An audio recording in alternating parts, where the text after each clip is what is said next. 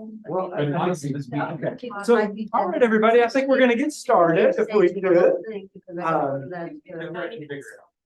Welcome to our final RevEd session. Yeah, I know. I should have brought some Kleenex. Kleenex for this moment. I hope that you've had as good a couple of days as I have. I was just saying to Kara that it's the people make this the best event. So, but we are in for a treat. Kara is, if you've been in sessions with her, been at a small group table with her, and enjoyed her contributions in a small group, you know you're going to enjoy her contributions as the presenter. So Kara is a third grade teacher in Fairfax County Public Schools, Northern Virginia, and well connected with Mount Vernon. And I'll let you continue to introduce yourself. But the focus for today is using primary sources to teach about marginalized groups. So this is somebody that's in the trenches every day, and we're thrilled to have you here. Thank you. I hope I can live up to that introduction. And Mark put me at the end, either because you're going to go out with a bang, or this is the one like, oh, I can kind of skip out early. The second one, Stay because you're. But thank you for coming. Just before we get started, by chance, anybody in here is a teacher? Yeah, kind of. Okay. Yeah, former. Yeah. Just so some of the things that I'm going to talk about today aren't going. I mean, they're really good information for you on the other side of it. Like Mark said, giving you the perspective of teachers, like what we're doing in the classroom, and how museum educators and other educators can help us out. And hello on Zoom. Hopefully, there's some teachers out there as well that can get something out of this too. So learning outcomes for today is just to understand why primary sources should be used to teach history of marginalized groups, to discuss and brainstorm ways to incorporate engaging learning experiences using primary sources and thinking routines, and then to be equipped with resources to use in either the classroom if you're a teacher or in your context in your line of work. So just a little bit of introduction. I've been teaching for over 20 years now, mostly all of it in elementary education, most of it in social studies and language arts. For 19 years, I taught fifth and sixth grade, mostly sixth grade, but some fifth grade. I just recently moved to third grade. So some of the things that I'm learning, I'm now having to scale down to third grade, but it's still possible and definitely doable. I'm in 2021-22 school year. I was part of the one and only Virginia Declaration of Learning project, which I was very fortunate to meet Allison from Mount Vernon that got me into all of this. And prior to that experience, I'd always been interested in using primary sources in the classroom. I have a history of art education as well. So I would always incorporate art hands-on things in my teaching, but it wasn't until the Declaration of Learning project I was able to really feel confident in my uses of it, and then really use it regularly in my classroom. In FCPS, not only am I a third grade teacher, but I'm actively involved in the social studies department for FCPS. A couple years ago, I was able to work on culturally responsive curriculum revisions. FCPS did an audit on all of our instructional resources, and then a lot of us teachers went in and were able to make them more culturally responsive. That's something that's really big for us in FCPS. Last year, I worked on using performance-based assessments. In FCPS, we are a school, even though we have the standards of learning through Virginia, we do not take an SOL test. So in social studies in FCPS, all of our students do performance-based assessments. So everything that we do in our social studies programs are based on how, getting the kids thinking and having some type of product at the end instead of just answering multiple choice questions. And then this year, starting next month, I'm going to be part of the planning and design team for FCPS for the social studies department to help taking the crosswalk and the new standards of learning that will go into effect in 2 years here to develop new programming and resources for our teachers to do that. So my approach and philosophy to teaching, especially when it comes to teaching history, students learn the best when they're actively involved. And those of you who are in the museum or historical context know, hopefully, that when you either go into the classrooms or you have students coming to you, that you're going to get all this positive interaction. So I do my best to find some way where I can have my students be actively involved in their learning. So they're not sitting here hearing me lecture and they're just taking in the information and regurgitating that on a paper or a test or something. Also, students should be able to understand why history is important. As a teacher, I've heard many questions from my students, like, why do we have to learn this? Why is this important? And so for me, I want my students to understand why history is important to them, and especially to make sure that they see themselves in history. So why primary sources and why the focus on marginalized groups? So a couple pictures on here are some of my sixth graders interacting with some of the objects. I couldn't obviously have some of them, but the photographs. So this is American silver trade piece medal from the diplomatic reception rooms. And then I also used, like I said, with my art background, used some artwork. So this is a painting of Sergeant Kearney in the Death of General Shaw, and that's at the Chrysler Museum of Art. So I found this quote that I thought was really important for today, that the forgetting of the history of marginalized groups is both a cause and effect of their marginalization. So thinking about this, when I try to, as a teacher, have a theme. So I teach language arts and social studies. So for me, I don't like to have it, this is writing block, this is reading block, this is word study, this is social studies. I really try to integrate all of them together. So I think I like themes. I'm a very big theme person, like everything, like colors are the same. That's who I am. But one of my themes for my last year in sixth grade was all stories are welcome here. What's your story? And so the theme of that year for my sixth graders was, what is your story? What is the story of people in history? Either the ones that we see in textbooks and different things. What are the stories that aren't being told? And so that for me was really important. And we obviously did this for social studies, but they wrote memoirs and telling their story. We read different things in language arts that told of other people's stories as well. So the whys. Why is it important to use primary sources, and why for the marginalized group? So first of all, the why, it's an entry point for all students. So it would be awesome if all the students knew everything and were at the same reading level and had the same background knowledge and everything. Unfortunately, our kids don't come in like that. I have students that are in the advanced academics program. I have students who are still struggling readers and learning how to read.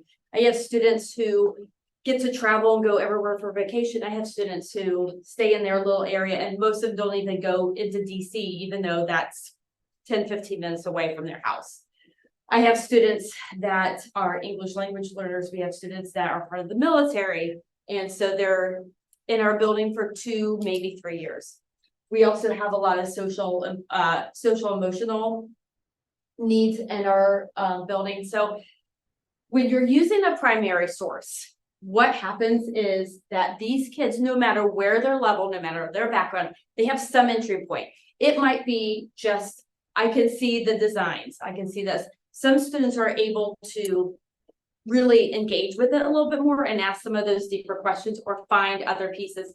And also, what's interesting is when I use primary sources, some of those kiddos that maybe are struggling with reading or struggling with other parts of their academics are actually able to do some of that deeper thinking that you wouldn't see normally if they were just reading a text and answering it, because of the way that they look at it and what experiences and background that they're bringing to it. So it's very interesting to see all the different points and all these different kids. But again, it's an entry point for everybody.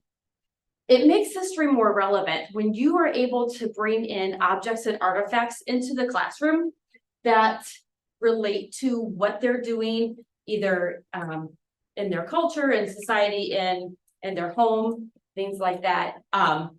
It makes it more real for them. Sorry, I'm a little nervous with the picture taking. I was fine, and then he came in to take pictures. I was like, crap.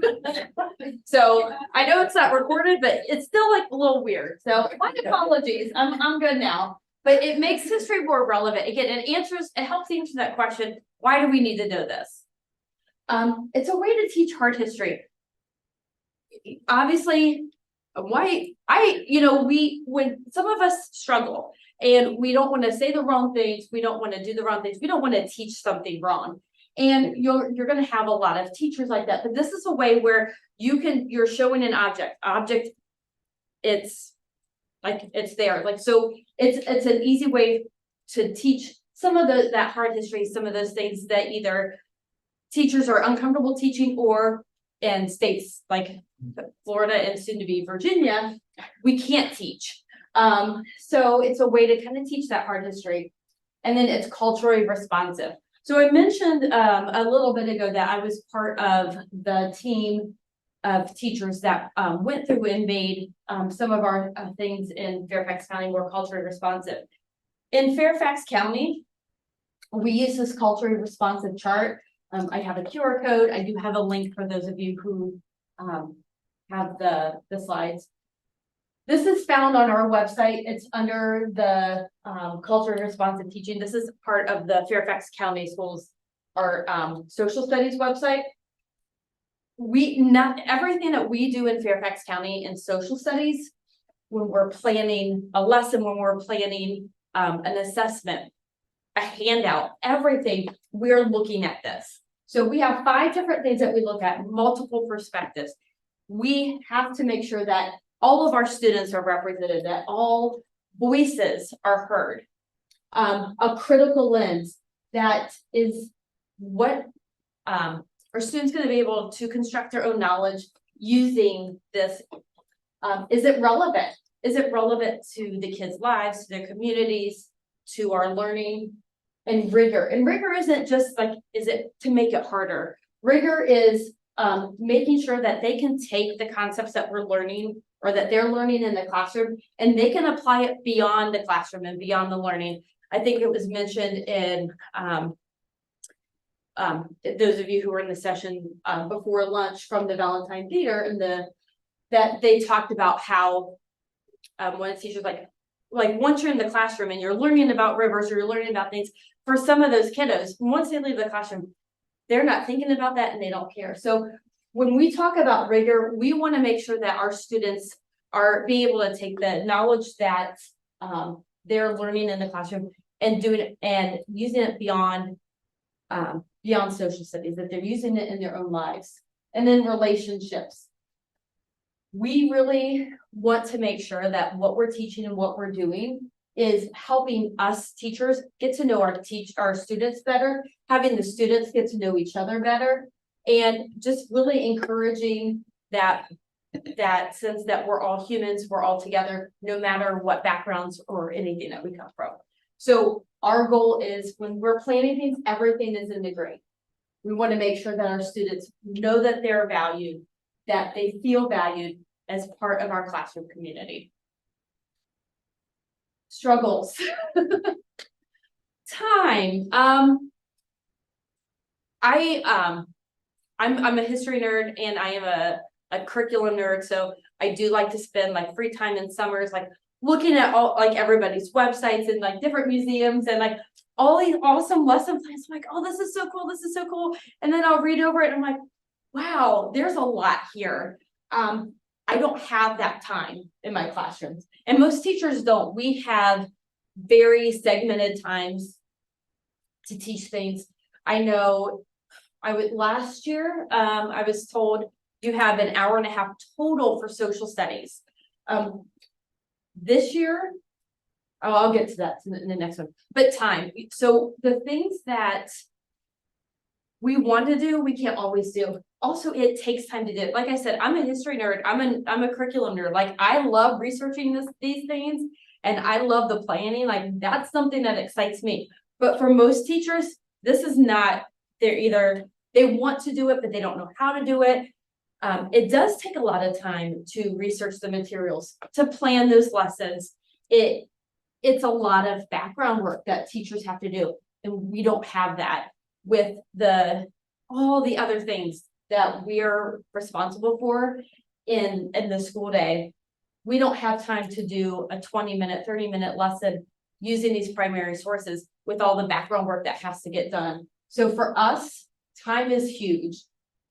And then that leads me to the instructional time constraints. I mentioned a couple minutes ago that last year sold 30-minute or 100 hour and a half a week at the most you have to teach social studies.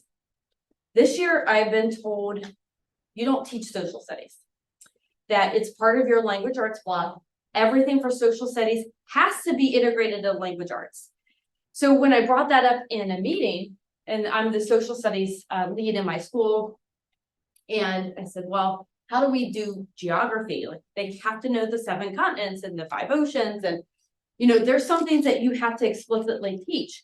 And so my coworker and I like mentioned, well, we're teaching social studies. We did a lesson, and one of our instructional coaches at the meeting said, illegal in the meeting. I wish I was joking. And that just, I got really upset, and I just shut my mouth.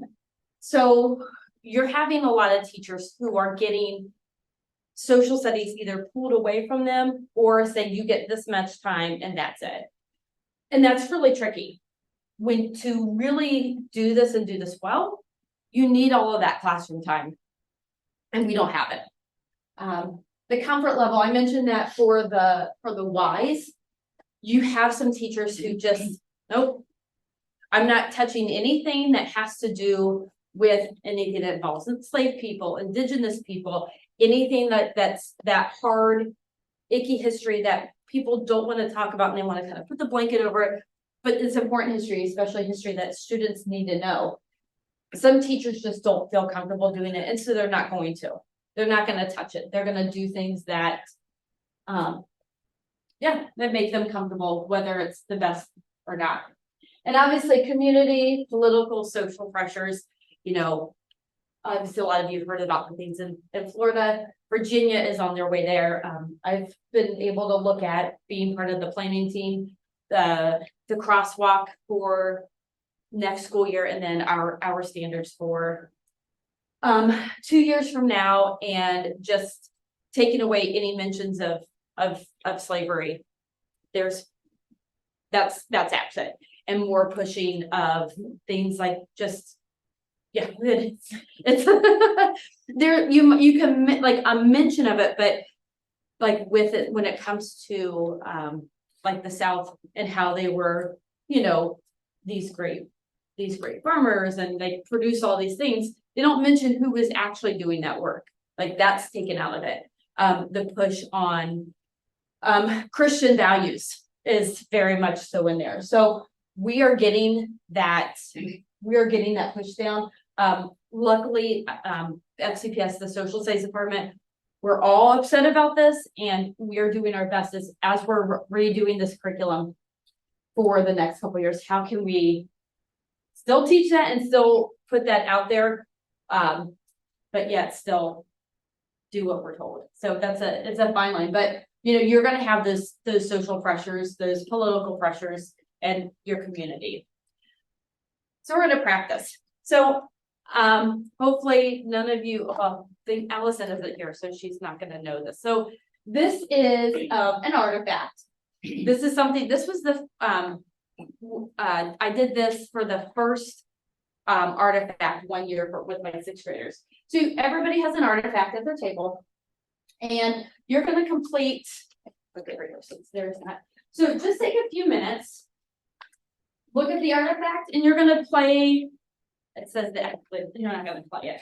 Sorry, that's a bad choice of word you don't get to play, but it's the explanation game. So you're going to name what you notice about the object.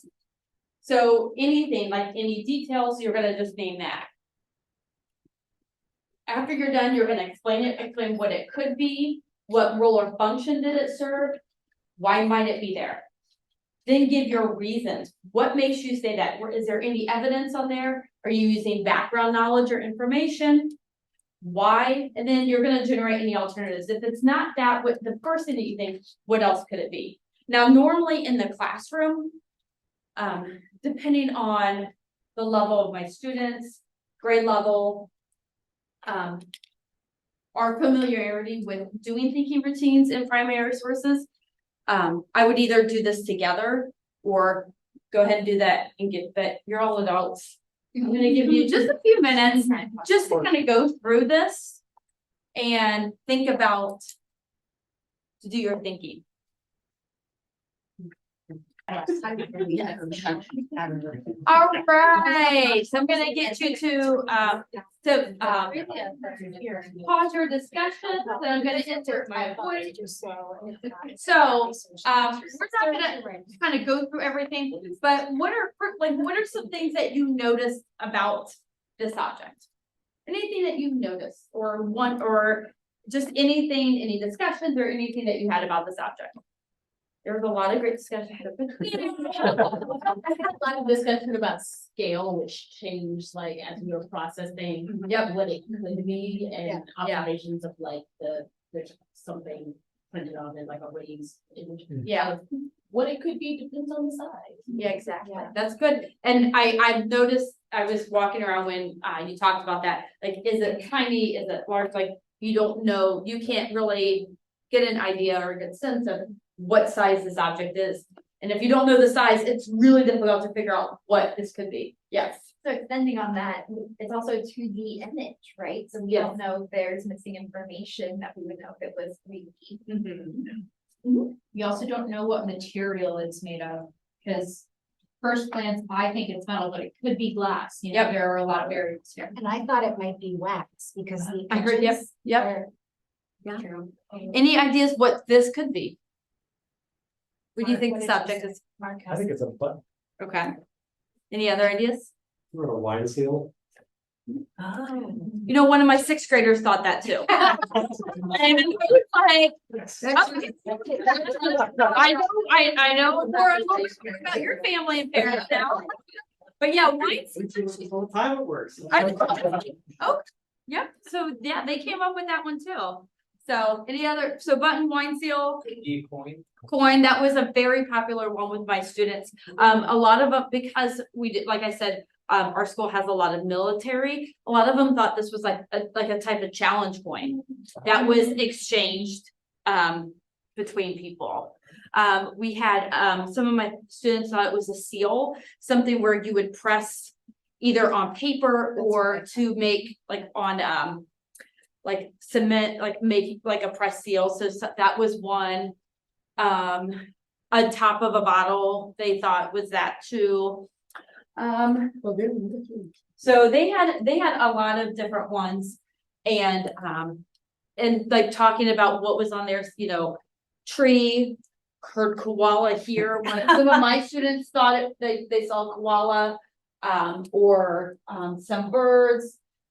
We talked about why some of my students came up with, they thought it was a seal for like a business, or it meant something, and yeah, like some type of symbolism. So they were catching on that. So this object, and I kind of goofed when I mentioned Allison. This is an artifact from George Washington's Mount Vernon, and this is actually a lead glass sleeve button with it's from Italy, and it has molded coral branch on it. And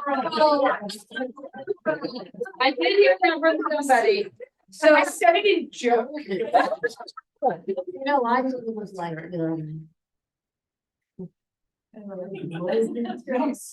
So this was actually found in the family slave quarters area of Mount Vernon. And so once my students figured this out, they're like, whoa, wait a minute.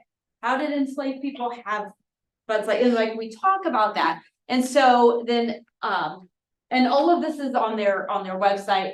And then I printed this out. We talked about personal artifacts from Mount Vernon, and we talked about how Washington bought, in bulk, very basic buttons for the slave clothing. And if you go to Mount Vernon, they talk about that too. They get one outfit per year, very plain and very basic. And we talk about, and this goes back to my theme for the year is what's your story? And we talk about how clothing and accessories help tell your story. And so what enslaved people would do in Mount Vernon and other places. So in Mount Vernon, they were allowed to raise vegetables, grow vegetables, raise chickens and poultry, and then go into Alexandria and sell it. So what they would do is they would use that money to buy different things to help accent their clothing. So they would buy special buttons, they would buy beads, they would do things to make them, to give them some individuality. And so we then have that conversation because the students were like, but why did they do that? Why didn't they save their money to buy themselves free? And we're like, that wasn't the thing. And so we talk about how important it is to be an individual, how different things can tell your story. And so this was a really good introduction. So I use this as an introduction to teach how primary sources help tell stories about history that you don't always get in textbooks or get from a lecture. And I'm going to have some pictures later that show how we got to this. So after I did this, we had to discuss, we talked more about the artifacts and we practiced asking questions. So a lot of my students, after we saw that button, I had them, okay, what questions do you have now that you've learned this? And then we read over the personal artifacts and talked more about different buckles and different beads and different things that the enslaved people would use to give them some individuality. And then they asked more questions. So after that, we did an exit ticket. I love exit tickets. It gets me to understand where my students are at that point. What do they understand? What misconceptions do I still have to deal with? Like, what do I have to reteach? So we did a 3-2-1. This is a very popular one, not only with me, but with other teachers. I like the 3-2-1. 3 things that they learned about the artifact or about artifacts, 2 examples from their own life that they would consider artifacts, and then a question that they still had. This number 2 was really important because what I did at the end of my unit of teaching artifacts and primary sources is they made up their own me museum. And so each student had to bring in artifacts. They had to bring in written artifacts, written documents, artifacts, photographs that help tell their story. And then students had to go around and figure out what the artifacts there, what stories did they think their classmates were telling. So yeah, I wonder why it was a choral pattern. This I love. This student she was awesome all year. How do we use the new information like this? I was like, oh, that's great. Like, I love this thing. Like,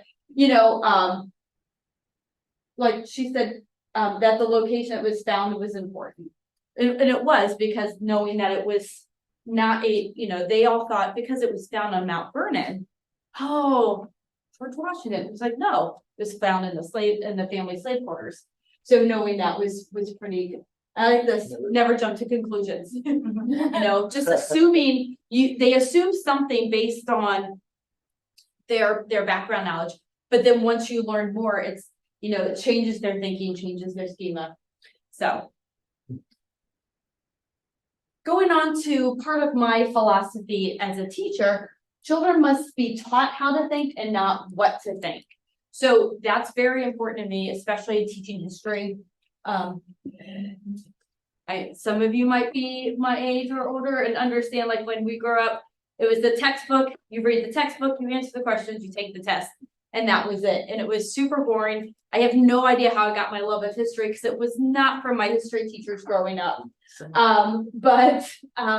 So when I became a teacher, I wanted to make sure I steer clear of how I was taught as a student, and want to make sure that my students actually were taught how to think. I'm always asking, why do you think that? What's your evidence? Tell me more. And for me, that's super important. And again, using these primary sources are going to help with that. I mean, you all had some really good discussions, and kids have these really great discussions too. my sixth graders, I loved my sixth graders that year. They did a really great job. But I do this with my third graders too. My third graders during for Indigenous Peoples Day, they had no idea why they were off of school that day. But I introduced different objects that we have today that were created from different Indigenous peoples. And so all I did was post the pictures, and they were like, I said, okay, tell me what these pictures have in common. So I was like, oh, they all have white in them. I'm like, okay, what else? And they're like, all of these have to do with a person. They were trying to make these connections. And then once I told them, and then we were able to point that out and like, okay, this came from, like, I had snow goggles that came from the Inuits and all these different things. So even with my third graders, it's super important to teach them how to think, and doing that early, because we want our students to be creative and critical thinkers. We want them to be able to communicate those things. We want them to have these skills.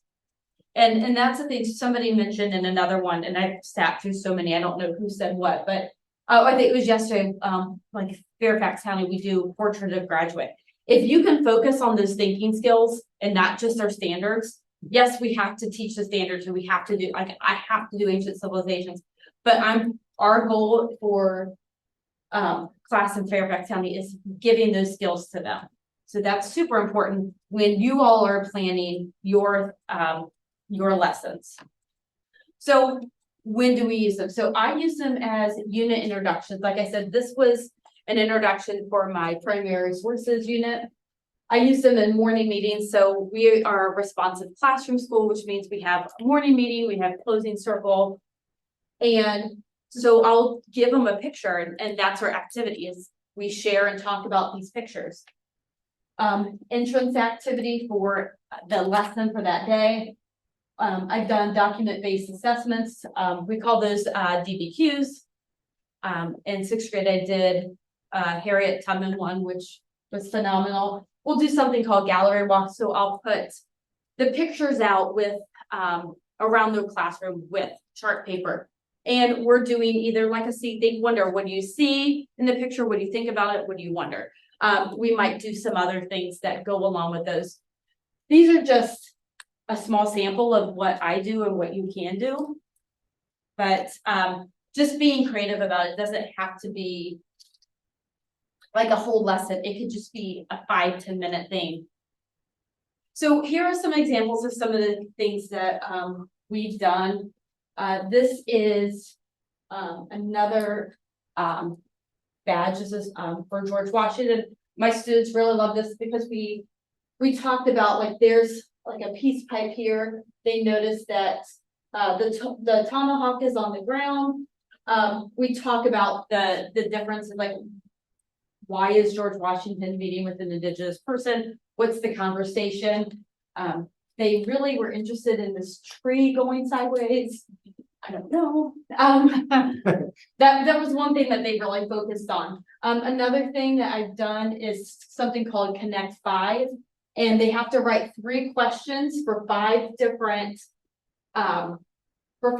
topics. So we looked at a quilt that was made by women in Gee's Bend down in Alabama, and so they looked at the quilt. They had to ask 3 questions about the materials, the design, the purpose of it, the value, and the history.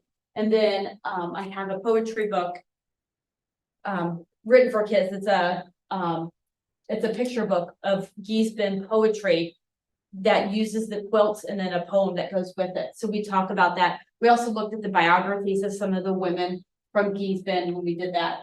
And then this is like one example of a gallery walk. So this one doesn't have a picture with it. What we did is we read, it was something from the Six Nations. It was talking about, it was how, like, before the American Revolution, the colonists, went to the Six Nations and said, hey, don't fight against us. We're brothers, and don't fight with them. Just bury the hatchet. Just let us, this is a fight between, like, it's a family fight. Stay out of it. And so we read it. And one thing too about primary sources, especially if you're using a lot of text, which, you know, I could do with better with my sixth graders and my third graders, but even my sixth graders, you have like taking excerpts or taking, you know, taking like the most important part and making sure it's doable for the kids, especially the ones that have reading difficulties or English language learners. But we did a gallery walk and then I just posed some questions. I love gallery walks. It gets kids up out of their seats. And they're able to participate without having to raise their hand. So how do my students respond? They had way more, there we go. I had way more class participation. So when I don't use the primary sources or when I use like just basic slides, I'm not getting that same participation from my students, whether it's third grade, sixth grade, than I do when I'm using hands-on materials, even if it's just like a picture like this. They have a better understanding of history. You're able to have those conversations that you can't have by just reading something, reading an article, looking at a slide, looking at pictures. And then super thoughtful that kind of goes along with that, like those class discussions, like the things you would be amazed what kids really understand and what questions that they come up with. My sixth graders had lots of good questions. We had a lot of good conversations about some of these objects and their significance and how it relates to everything. But even my third graders last year, we did a civic engagement project that was tied to Martin Luther King Jr. And we talked about how he promoted, kindness, but with third grade, we were talking about the kindness and promoting that.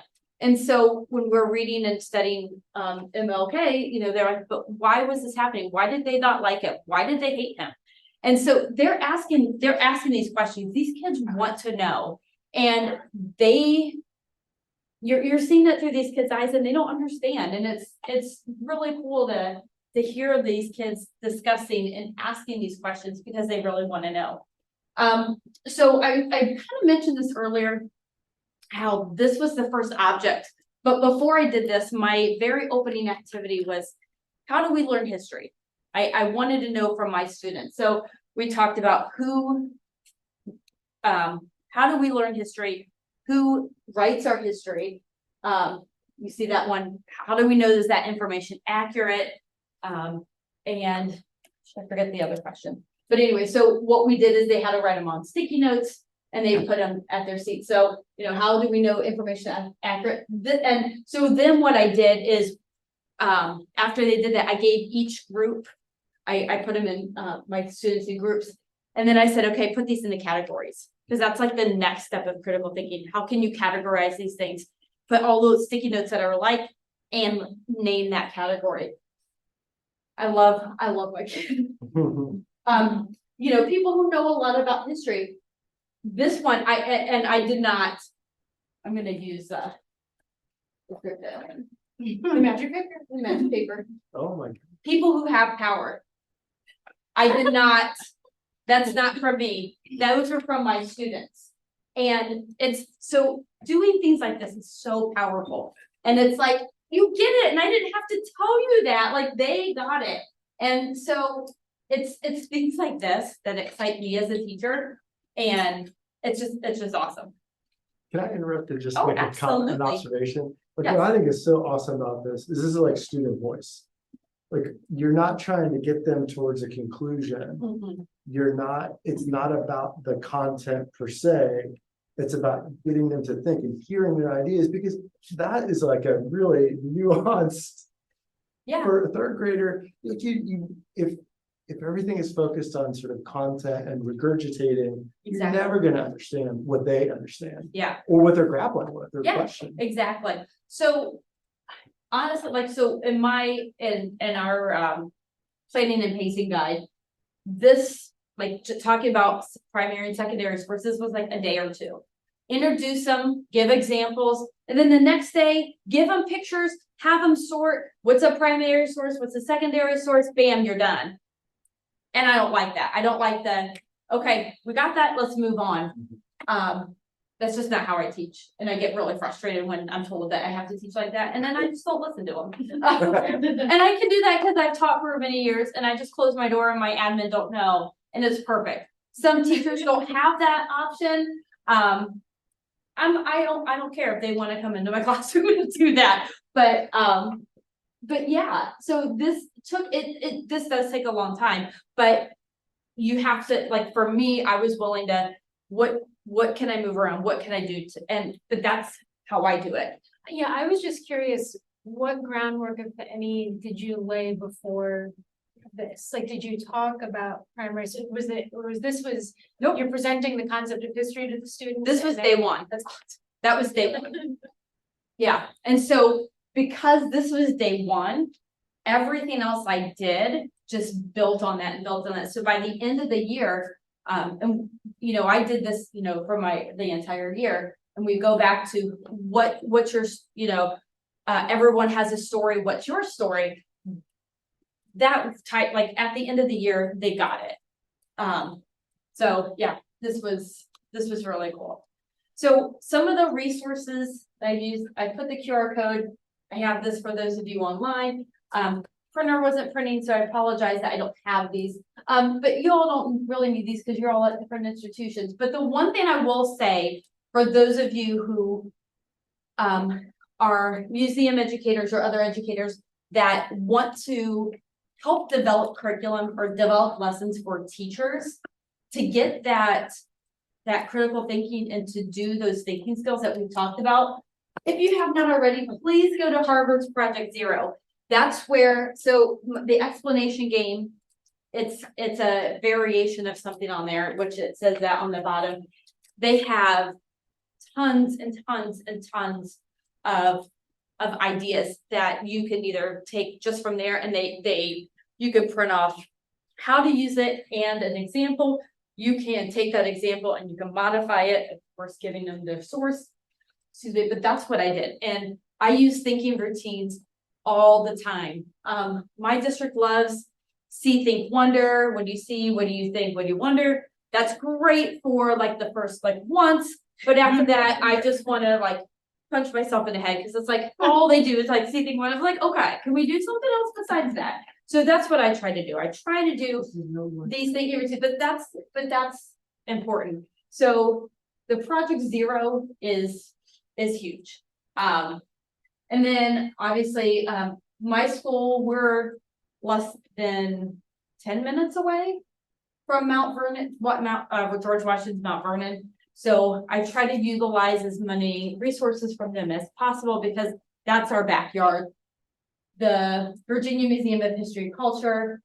And I've used these two a lot also. I love the National Archives because they give you some other thinking routine. They have their own thinking routines and pages of how to questions to ask, or how do you analyze a photograph, how do you analyze an artifact, how do you analyze a newspaper article. So they have some of those too. And then I use the Smithsonian Learning Lab a lot. We use that when we are planning for our some of our resources through Fairfax County to link in on that. So I was gonna give you all time explorers. I thought I was gonna have more teachers in here, but I don't, and it's getting close to the day. So we'll just talk about, if y'all want to do this, it's fine. If not, we'll skip over it. I don't care.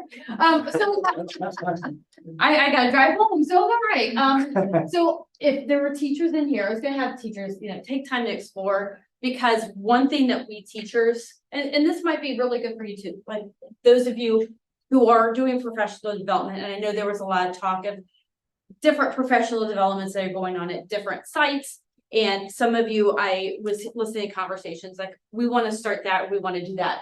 One thing that you could do for us teachers is give us time to incorporate that, because we love getting out of the classroom for a day and going to a professional development and talking to adults and learning all these great things.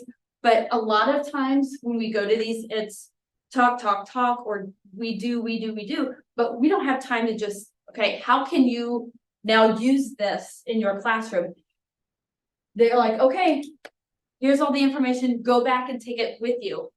The only problem is when we go back, we're right back in the thick of it, and it's phone calls, emails from parents, it's grade cards are due, or this permission slip is coming in, you got to plan for this one, and we don't have that time to really sit and do things. Bless you. So when you're doing any professional developments, I would really suggest giving teachers 20-30 minutes just to explore these things. Like, hey, go on this website or go here.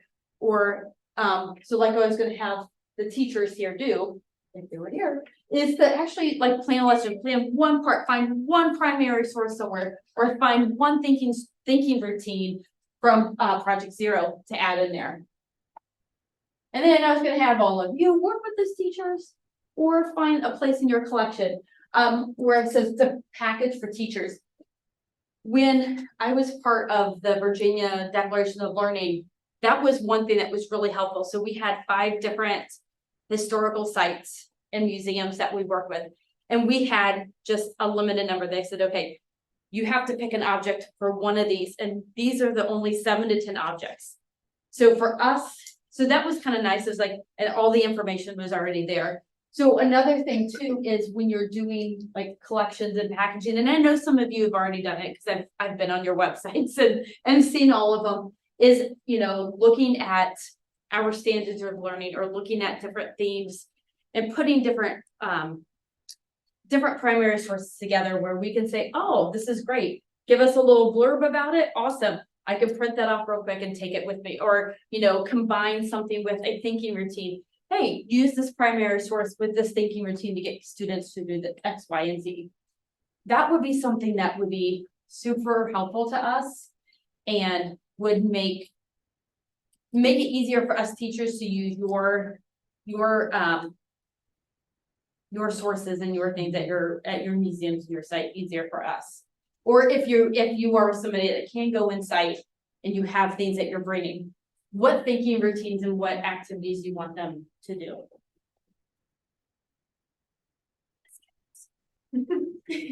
Unless you all want to work. Do you want to work? To be honest.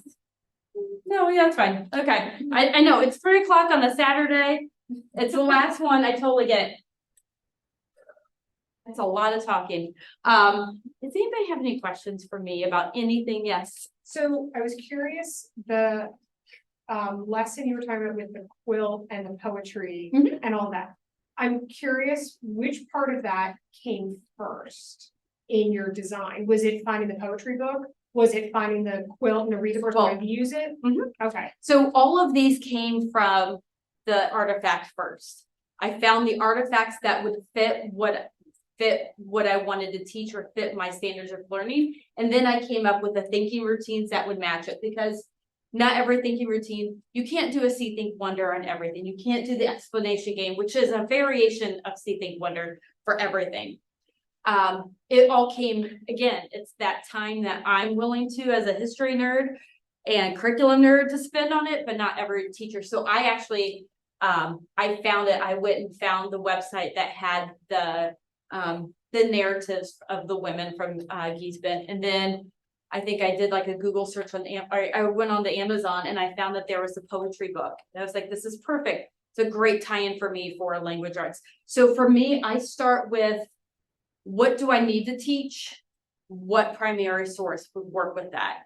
And then I go from there. And then I say, okay, can I fit this in? And then I look, can I integrate it into language arts? Is it going to be a morning meeting thing where I can do it really quick to help introduce something for a bigger thing? But I usually start with the primary source.